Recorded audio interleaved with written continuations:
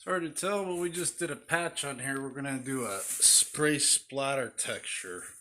Always use these hoppers for splatter and spray type textures. I know a lot of guys have sponge methods, spray can methods, but whenever you're doing a spray patch, you have to use a hopper. This is the only way to get best results. Hey, I have plenty of videos on my channel. I'm gonna go ahead and spray out this. So you got it all sprayed out. It's a splatter texture, but with the hopper you can spray it nice and heavy and keep the pattern consistent. I know that you're going to watch a lot of YouTube videos on how to do spray knockdowns or spray textures using sponges, spray cans and stuff like that. Sure, you can try to mimic the texture, but if you want to do a proper texture, you're going to have to use a hopper. Nice consistent pattern. The spray cans are too thin, the material's too watery thin, they don't make a good texture. Use a hopper.